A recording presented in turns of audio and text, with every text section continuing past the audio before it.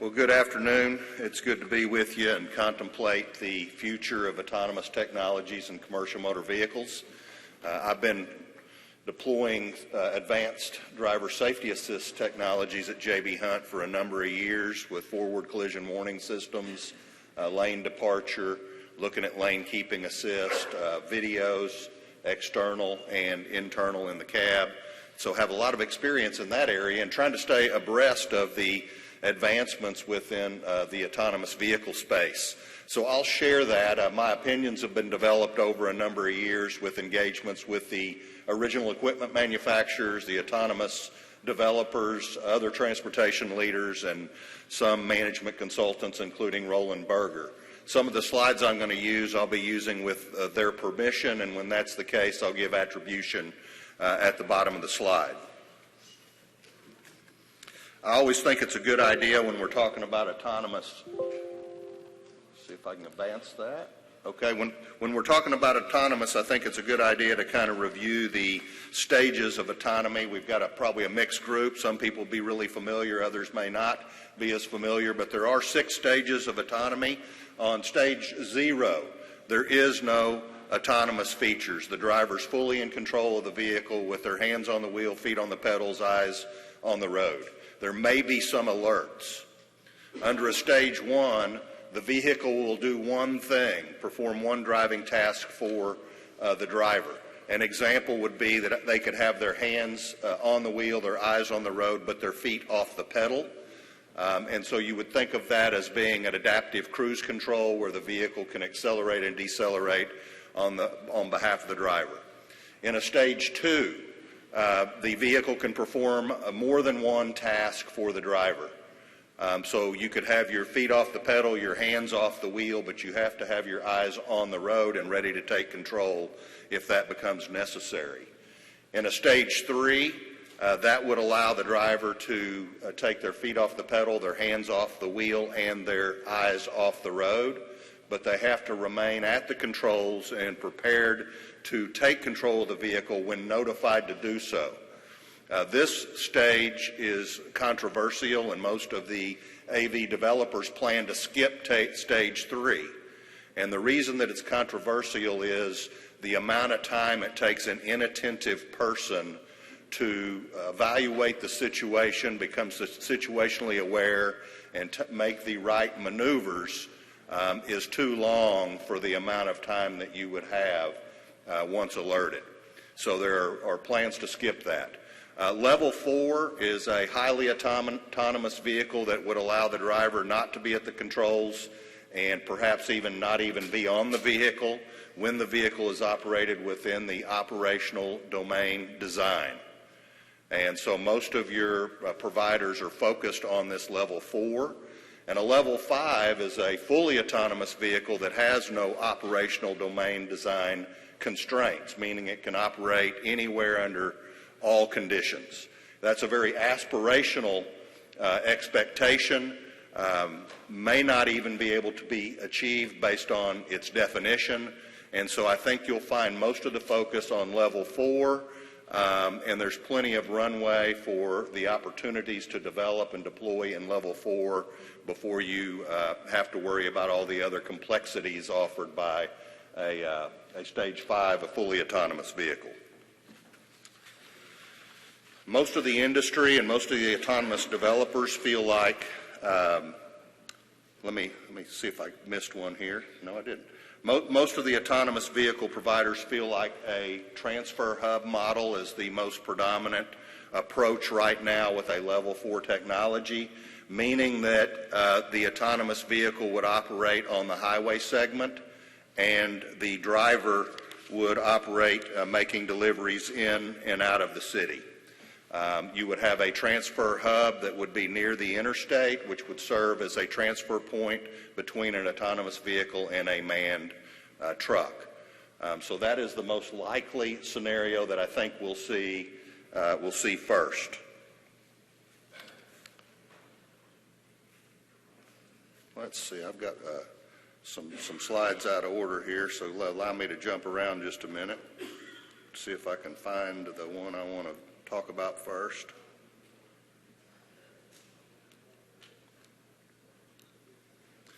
Okay, we'll jump around here a minute. I want to kind of set the stage and say, really, why would we pursue autonomous vehicles? There's really just a handful of reasons that you would do it. First of all, safety.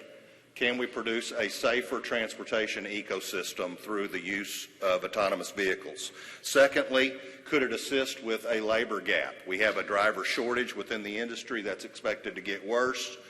Could autonomous vehicles help provide benefits to fill those labor gaps?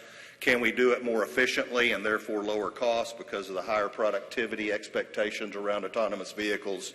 And then there are potential fuel savings with an autonomous vehicle not needing to speed and being able to drive at a more consistent, appropriate speed, consuming less energy.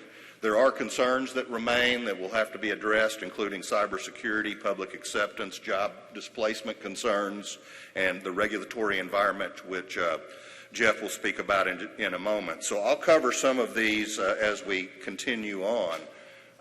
And again, think of a level 4 hub-to-hub model as being the most likely deployments that we will see in the more recent years. There is a lot of money being invested in autonomous vehicles, billions of dollars being invested in a lot of different areas of autonomy, to include the auto manufacturers, the OEMs for commercial vehicles, sensors, processors, connectivity, mapping, algorithms, safety and security issues, and then a whole host of other development tools. In the meantime, we get to benefit from a number of these developments with the advanced driver safety assist systems.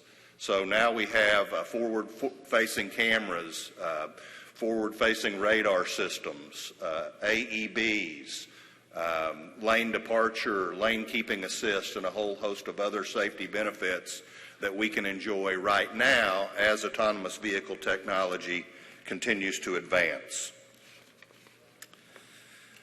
I like this slide produced by Roland Berger, and it gives an impression of their timeline of when these things will develop. They published this in 2019, had not yet updated it, but I think it's important to look at least an impartial party's thoughts on timing. And so what they would suggest to you is that we're going to see level 4 autonomy being deployed between about 2023 until about 2029, and that there will be in the second half of this decade some open highway pilots with driverless vehicles. And then they would show a fully autonomous being developed throughout the decade, and that there will be some pilots for fully autonomous. Again, I'm not sold on full autonomy under its definition right now. But this would be what they would project in the studies that they have done. I want to jump back for just a moment and talk a little bit about where we think these will be deployed in a hub-to-hub type of scenario. And we believe it will be most likely on interstate highways in the southern half of the United States first. It will occur where there's a high density of freight. And one of the providers I've talked to would say that the 60 densest lanes in the southern states represent 50% of the truck ton miles. So you've got a lot of opportunity. These will be deployed slowly, methodically, and incrementally. We won't have tens and thousands of autonomous vehicles on the road all at once. It may be deploying a autonomous level 4 without a driver in it in one lane. And then maybe you add a second truck if there's enough freight to support it, or a third truck. And then you may find another lane and you may add it. But it will be slow and methodical and incremental, and it will only be done if it can be done safely. This is Embark, which is one of the providers, and how they see it being built out. They're approaching it in 2 phases, and they would tell you that they are going to approach the southern half of the United States with deployments between 2024 and 2026, and then they will move from the I-10 corridor northward, and they will have phase 2, which is the remaining lower 48 states, from 2026 and beyond.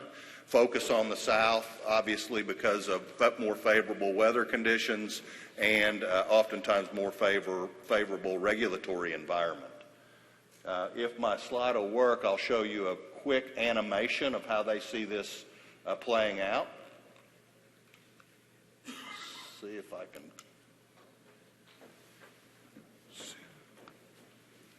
There we go.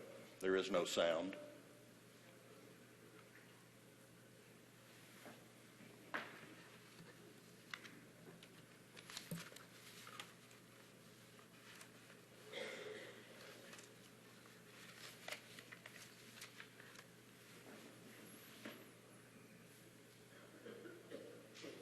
So you can see at least, and I think there's a fair amount of consensus among the providers that that is going to be their deployment strategies.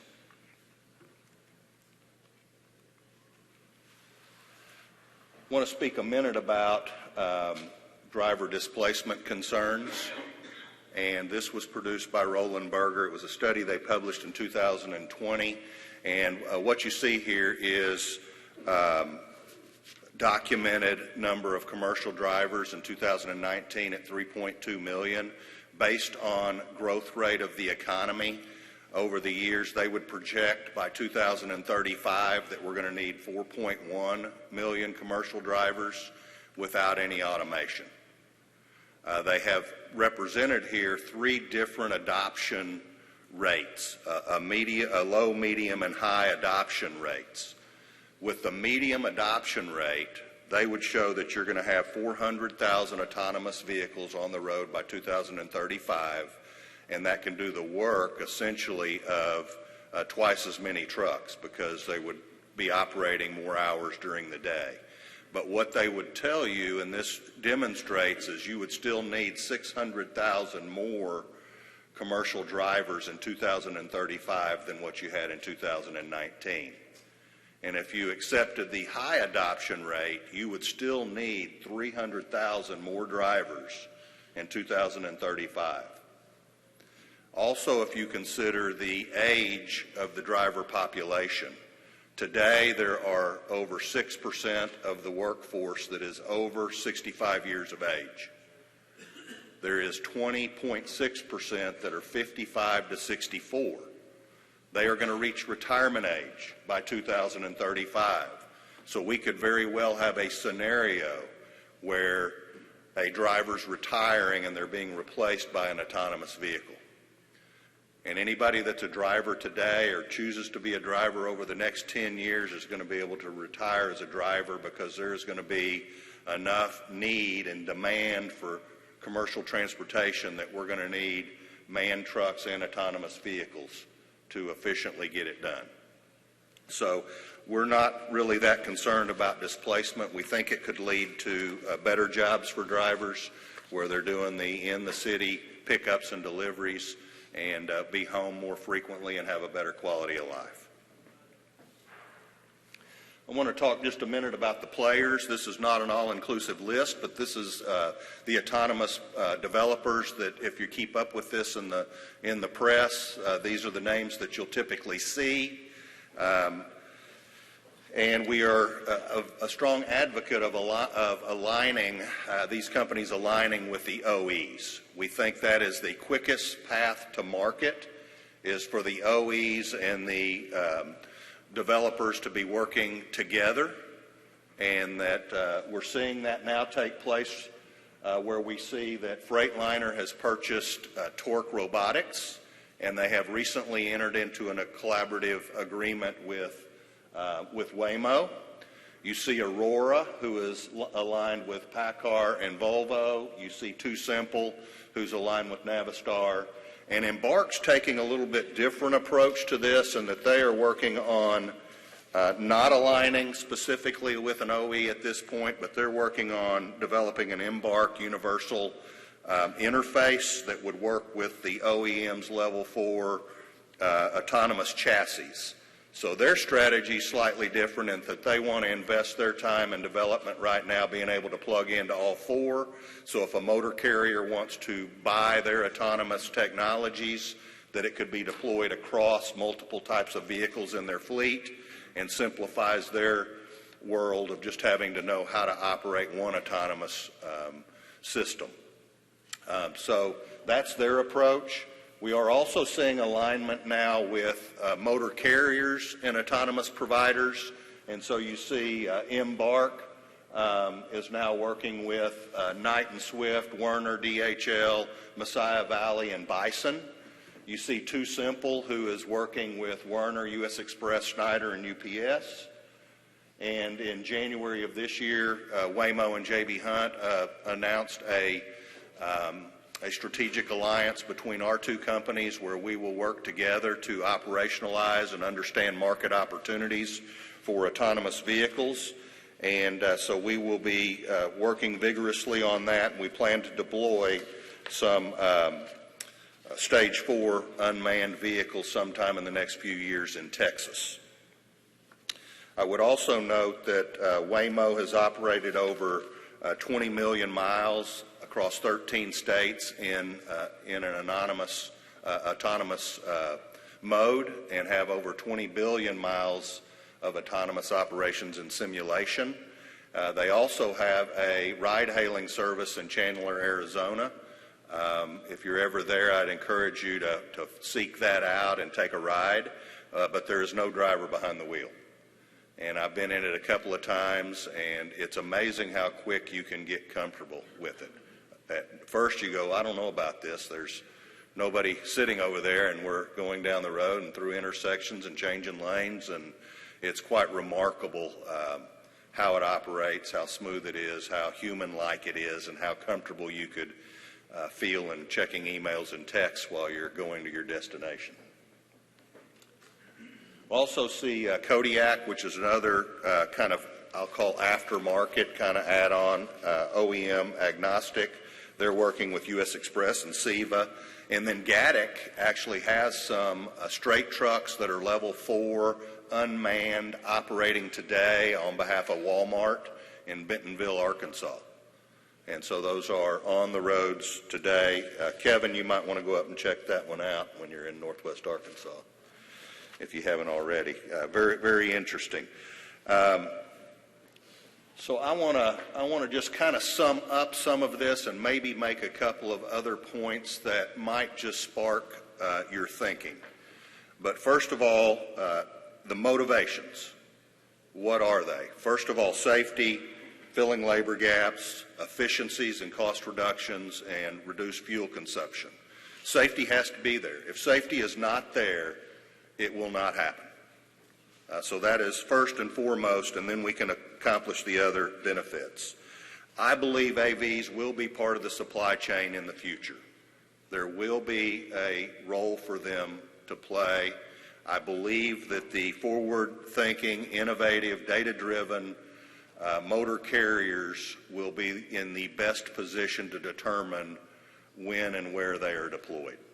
And J.B. Hunt intends to stay abreast of this, to understand how it's being developed, where it might be able to be safely deployed. And so that's why you're seeing these motor carriers involved, is we can't ignore this technology and then have it come to fruition, because if it does, somebody's going to do it. It may be the shippers doing it themselves or somebody else who's willing to embrace the technology, and you'll be left out if you're not staying abreast and ready to participate in the right way. I mentioned, deployment being slow, methodical, and incremental, and it will go after the easiest operational domain designs first. And so this will be really slow. But if a lot of companies start doing it at the same time, it'll feel like there's more out there than they really are. They get a lot of attention. And so you can begin to think, man, that's 50% of the trucks, when it might only be, 8 or 10% over time. In terms of safety, I just want to encourage you to be thinking about the overall transportation ecosystem risk. and how do we get to a net lower risk transportation ecosystem. And we need to be able to measure it, but it's going to challenge our thinking. We typically want a one-for-one exchange for I do it this way today, in an autonomous world I got to duplicate that in a new environment, and that could restrain us. It could hold us back from getting to a better situation. And so let me just use an example for you. If we deploy autonomous vehicles, those vehicles won't have to stop to rest. And so we'll have less vehicles parked on the entry ramps, the exit ramps, and the shoulders, because it will take some of the congestion out of the truck stops for the manned drivers to have a safe place to rest. So that will lower the risk of our transportation ecosystem, the risk of somebody running into a tractor trailer parked on a shoulder. At the same time, we may have autonomous vehicles that need to move to a minimal risk condition and move to a shoulder if they have a software problem or a mechanical problem, until we can get a vendor out there to tow it away or a driver there to operate it. So I may move it to the shoulder. We're worried about how we're going to put out triangles. Okay, there's people working on how to deploy, a drone to go place the triangles out. I've never seen a driver put the triangles out right yet to begin with. They put them all out within about 15 feet, right? So maybe we don't need to put out triangles. Maybe the flashers are enough. Maybe there's some other lighting sequence or some other solution. But I could be in a lower risk environment by taking off the trucks that are parked there for resting and still permitting some to park there when there's a mechanical issue. And so I think we have to think about what's the overall transportation ecosystem risk, and can we get to a lower risk, and then can we work to a zero, right? But I want to encourage us not to get in the way of improvements because we're trying to be perfect. OEMs that have relationships with carriers are the fastest path to commercializing these into deployment. And even with moderate or high adoption of autonomous vehicles, we're going to need more drivers due to the demands of our economy. And so there is not a big risk of displacement of people. And then one thing we've got to work on as motor carriers is we've got to work in collaboration with our customers to figure out how to make these efficient. We can't go spend the money on a much more expensive vehicle, have it waiting at a dock. We've got to get it in, get it unloaded, get it back on the road in order to make this more efficient. And so there's going to be a lot of collaboration with shippers and receivers and having to look at this whole ecosystem to make this effective. And then lastly, I believe the public will accept autonomous vehicles if they are safer, if the data supports it, and if the story is told accurately. And so that's going to be a key, because we are going to have crashes with autonomous vehicles. They are going to be publicized. People who are in opposition to autonomous vehicles will make the most out of that. And so we're going to have to be able to measure this and report to the public the results of autonomous vehicles versus manned vehicles so that they can begin to develop confidence. I think when they see more ride-hailing technologies that are out there and they experience what I experience in Chandler, Arizona, they'll develop some confidence, and so that will come over time. So a lot to cover in this space. Tried to do it at a fairly high level for you in terms of an industry perspective here, and I'm going to hand it over to Jeff and let him give you a little government and regulatory briefing.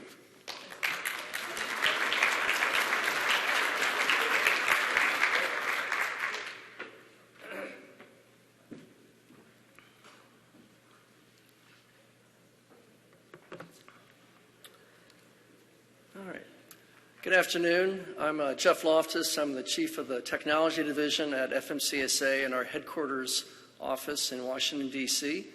And I'm in the research office. My boss's boss is here, Tom Keene. So if I do really well, make sure you tell him, because it's evaluation time at the end of the month.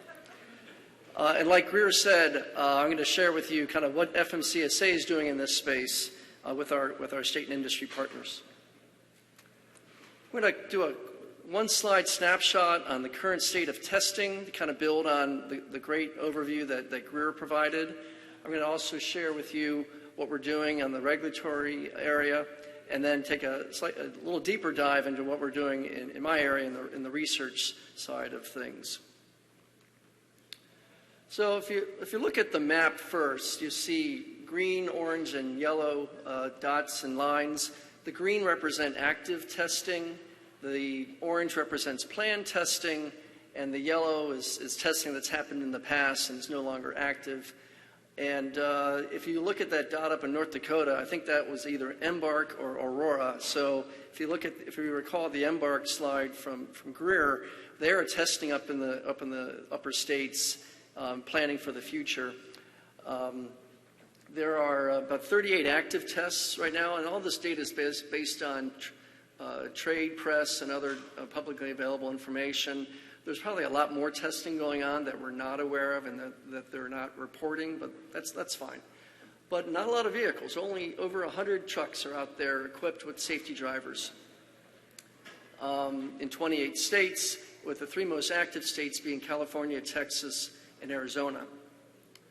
The other thing to keep in mind is to highlight again what Greer shared is these new partnerships that are happening across the different segments of this industry, where you've got Gaddick with Walmart, Waymo with UPS, Too Simple and DHL.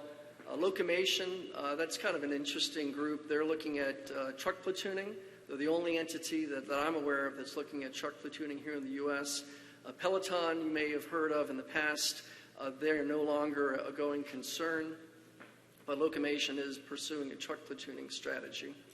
And then we're also seeing all of the ADS developers partnering with Ryder and other groups like them for establishing maintenance networks for that truck that's going to go across I-10 coast to coast in a 2-day period versus the 5 days it takes under our current hours of service rules. It'll need to stop and get serviced, get refueled, and those types of things along the way. And building on that, in terms of early deployment sites, Interstate 10, and then the Texas Triangle of Dallas, Houston, and San Antonio, as well as offshoots.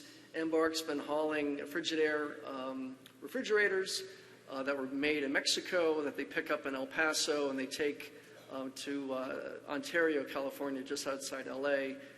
For the last several years, they've been doing that trip every day.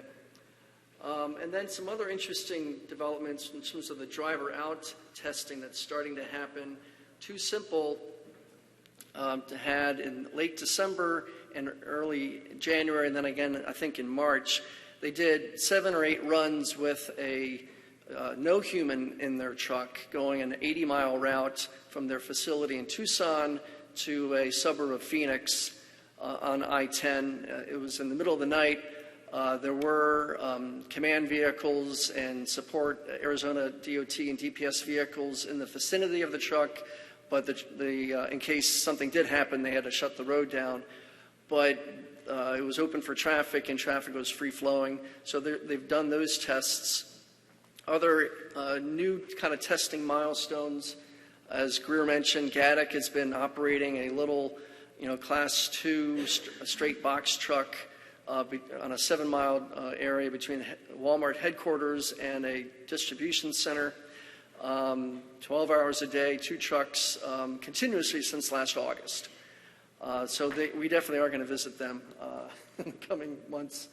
And then Outrider, and other interesting niches. Outrider is doing yard moves, self-driving level 4 yard moves in Illinois.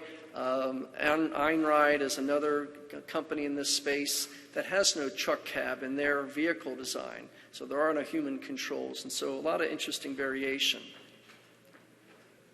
In terms of the regulations, we've been working on this for a while. We started holding listening sessions about 5 years ago, and then again in 2018, we published a request for comments.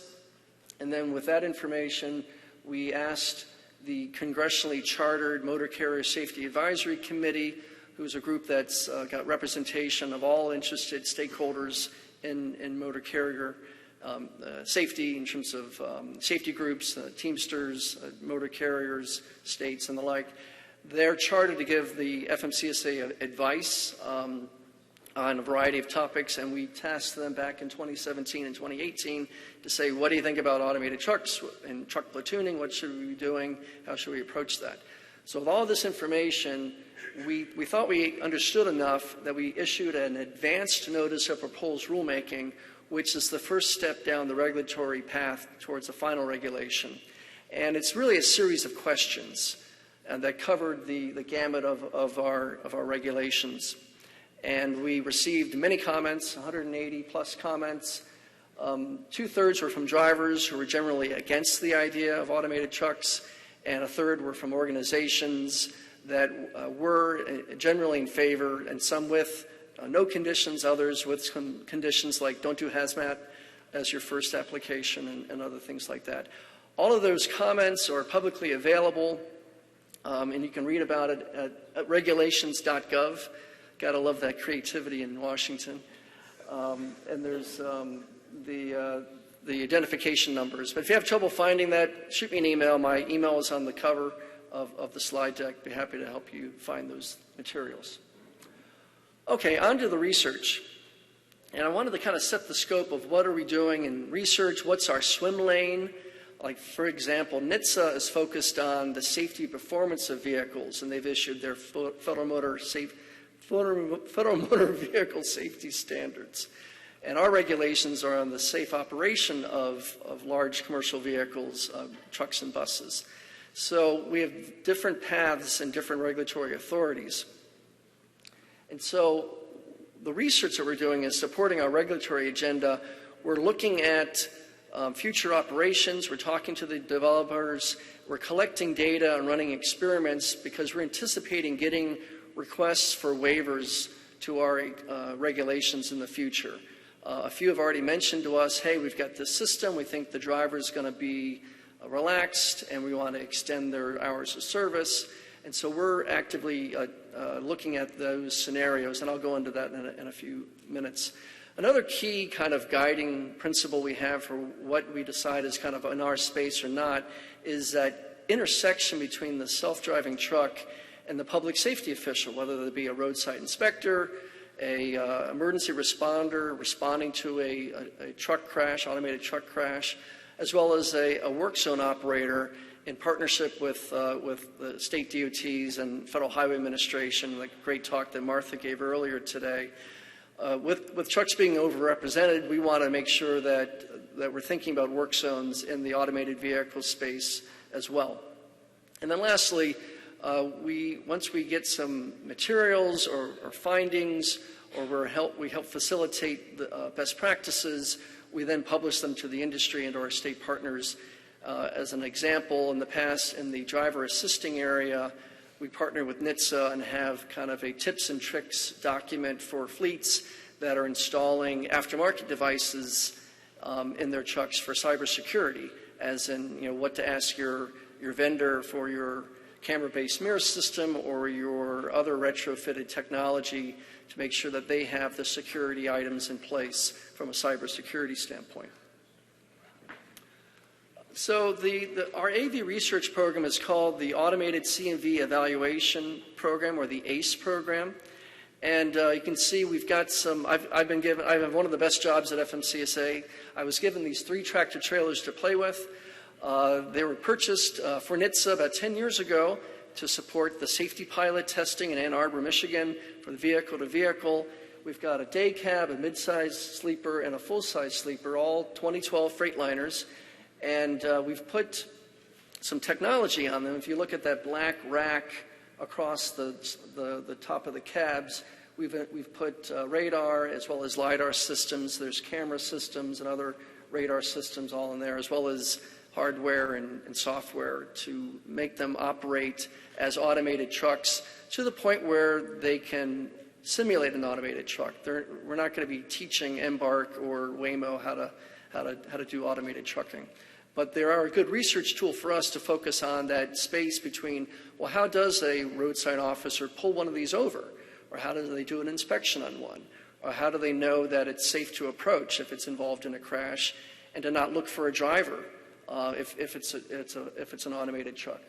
So we're partnering with Federal Highway. We're using their open source self-driving software called Karma that a number of folks in the university community are also collaborating with. It's a great opportunity to kind of jump into this. And we're doing other partnerships focusing on these focus areas of inspection, roadside inspection, port drayage, emergency response, and work zones. In the port drayage area, we partnered with our U.S. Maritime Administration at USDOT and looking at the wait times. We talked earlier today about detention times and the like. And we had this concept of, well, if the driver is in this truck and they could get out of their truck for really slow speed and keep their truck can stay in automated mode and stay in line, perhaps the drivers could go off duty in their sleeper berth or get out of the cab altogether and save their hours of service. And so one of our grants is demonstrating this at the Port of Oakland, as well as Federal Highway has some similar research projects and field tests doing the same types of things. So it's kind of an interesting way to use this technology to help the current drivers. And then with emergency response, there's a lot of work that's gone on in terms of how to approach an automated vehicle and if it's been involved in a crash, but it's been primarily at the light vehicle or the car level. So we're looking to work with NHTSA and SAE and other groups to bring greater awareness for heavy vehicles, for large trucks in that discussion. So this is a one-slide snapshot of some of the research that we're doing to kind of sum up my research part of the discussion. And some of our accomplishments, we developed a research plan a few years ago, and we equipped the 3 trucks. We also have prototyped some of these futuristic ideas of having a law enforcement vehicle interact with a self-driving truck, both with the law enforcement vehicle on the side of the road, as well as with it following the vehicle and doing an information status check. And I'll show a video of that demonstration we did about a year or so ago. And then we did more further work in the cybersecurity guidance area, and also started the work in the emergency response and work zones. This year, we're initiating new work in the electronic inspections world for self-driving truck, but it's going to inform our related work with the Level 8 activity, as well as the work the regulatory work that Tom Keene mentioned earlier with the Universal ID. So it's all kind of converging into these types of things. We're taking the learnings from one effort to the other to really accelerate the work. But if you can see on the far side, that's a kind of a virtual weigh station, if you will, with license plate reader, DOT reader. Looks like it has an over height detector as well there. As a way to use that technology, and in this particular project, we're taking the products and the hard work that CVSA has led over the last few years in developing this framework for how to inspect a self-driving truck, as well as great input. CVSA partnered with the ATA, American Trucking Association's Technology Maintenance Council, and the industry has kind of stood up and said, this is the kind of data that we think we can provide. And so this great convergence of law enforcement and industry, we're taking this information and we're putting it on our test trucks, and we're going to start experimenting with these new data exchanges and reporting out our findings to further the work in this area to prove that, yeah, it can be done, and here's what we learned, here's what worked, here's what didn't work, so that if we move towards a production system, the states and their vendors and the industry can then take our findings and deploy their production systems. The next 2 areas are in the human factors area. Like I mentioned before, we're hearing about these new business models. We think that the way that this self-driving technology is going to be implemented is going to be as diverse as the trucking industry is diverse, because it's obviously and literally an industry of industries. And so in the idea of team driving, right now we've got 2 humans driving a truck, and one is driving while the other one is in the sleeper berth, and they switch after the different times and breaks, and the freight keeps moving. We anticipate some of the motor carrier fleets out there using this model, but with one of the drivers being the robot, the automated driving system, the ADS. And so if you look at the lower pictures here, these 3 pictures on the lower left-hand side of the screen, your left, that's a simulator that's down at Virginia Tech. We did a competitive contract award to Virginia Tech, and we're going to run real truck drivers through the simulator with novel record hours of service duty cycles, just to measure the impact on these different things with anticipated future duty cycles that some of the fleets and some of the technology providers are planning to request from us in the next year or 2 under our exemption waivers and pilot program. The second human factors area is going back to the diversity of deployment. You know, we think that some of the developers like Plus and Pronto, they're going to be as well as Locomation, are going to be rushing into the market to deploy a level 2 system or a stage 2 system that Greer mentioned, where it's a driver assisting technology where it provides lane keeping and adaptive cruise control, but they also want to get kind of embedded with the fleets and really have a great relationship building opportunity while they work on their level 4 solution.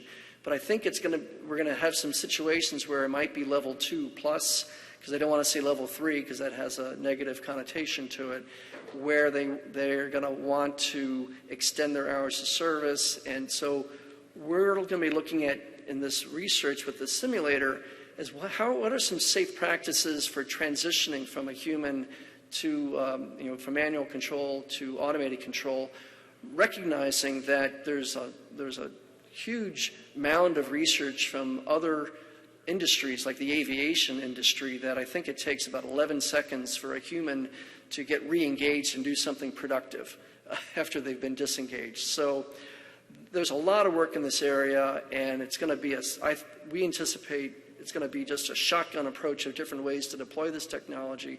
So we really want to try and get our arms around it as much as we can from a safety standpoint. And lastly, as Greer mentioned, we are looking at those pesky hazard triangles. How does a self-driving truck deploy the emergency warning devices, 392.22? Doesn't have to be a triangle. Could be the mud pots or the oil pots, I think is actually in there. That's how old this regulation is. But it has to be something. So we did this program called Small Business Innovation Research, where it's literally government venture capital for small businesses, and every U.S. government agency has to spend 2% of their R&D budget on this program, whether it's us or NHTSA or DOD or Department of Energy, anyone. So we hired this very exciting, young, vigorous software, hardware development company to develop a prototype system. And it's basically a rover type of BattleBot type of robot that lives in a cabinet right next to the saddle tank of the truck. And when it notices or gets notified that the truck's disabled, it literally pops out of its home carrying the 3 triangles, goes underneath the tractor and the trailer, and then locates itself in the back of the trailer in relation to the lane marking, and will actually deploy the triangles in the proper sequence and location, Greer, according to the regs. That's really complicated, and it's fun, and it's cool from an engineering standpoint, but is it really scalable? But going back to waivers, exemptions, and pilots under our Part 381, it doesn't have to be triangles. It could be more flashing lights on the back of the trailer. It could be maybe a triangle shoots out of the side of the truck like you see the stop signs shoot on the side of school buses today, right? So it could be a number of different things, and that's where, as regulators, we have to be very flexible and really open to the innovation and not hinder and knows it's got to be an oil pod, it's got to be a triangle. And I think our policy and regulatory folks are open-minded like that.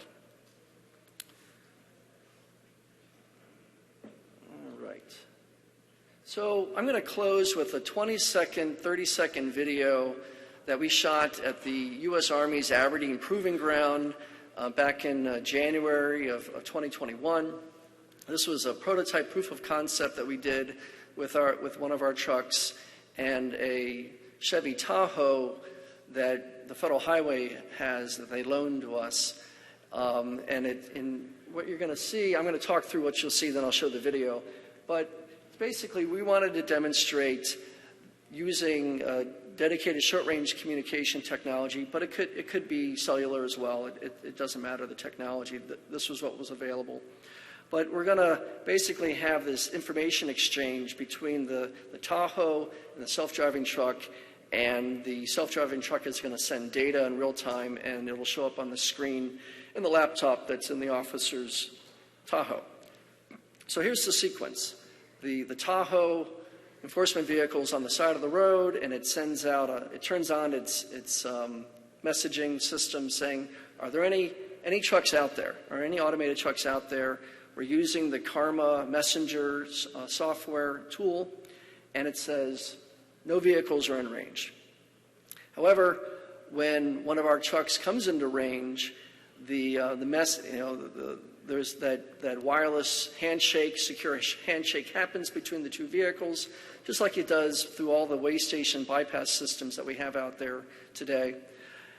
And a new message comes up saying, automated vehicles in range, here's the license plate number, and the officer gets the opportunity to hit the request button to say, send me your status data. And so they press the button, and this message comes over. And this is just an illustrative example. It's something that we made up, but it kind of was be logical. What would they want to ask and look for? So it's the VIN, the license plate, the carrier name. This is literally my registration office friends gave our team the DOT number 1, and so I get all these great calls about, do I need an ELD or not? So all you motor carriers out there, I feel your pain. So it's our license plate. I'm the carrier. When was the vehicle last inspected? When was the ADS last calibrated? Again, illustrative. What's its weight? We made up the ISS score. But what's of interest is of these 3 green circles. Was the ADS pre-trip inspection done? Yes or no? Red light, green light. What's the current status of the ADS system in the center area? Everything's operating within its operational design domain. And then is it actually engaged with this green steering wheel? Again, we're not telling the industry how to do this. We're not telling the states how to do this. We're just kind of showing that this is kind of a proof of concept. If you were to do it, this is a way. So what I want you to focus on the center dot, when we did the demonstration, we purposely disabled the LiDARs. So that little black dot they can see on the top corner of the white cab there. We purposely disabled the LiDAR, and so that the message would send us an orange dot to say, hey, one of the sensors is out in that truck, just to kind of demonstrate that we could send, a fault data or a negative status data type of thing. Okay, so I'm going to hit go. The officer's going to hit, I'm looking for trucks, and our truck is so close that it immediately comes into play. So you'll see it goes right to that mode. And for this demo, we did like 30 runs. For this one, we decided to follow the truck and get behind it and request the data. And it showed up instantly. You can see we got the orange status check. Now, when we're going to do our current test that we're gearing up for this fall, we're going to work on coming up with uniform procedures for how does the vehicle recognize the red and blue light behind it, and what are the right steps it should take to pull over. So again, that wasn't what we did here, but we know that we know that's kind of the next hill to climb. And we know that the companies are working on this right now with their individual states. We want to bring kind of a national dialogue to it. And I'll play it again. No, I won't. It doesn't want me to. There we go.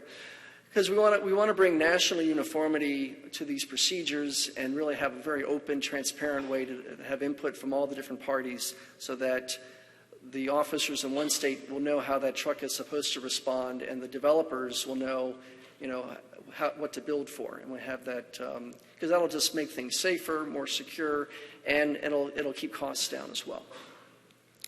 So with that, that's my talk, and thank you very much.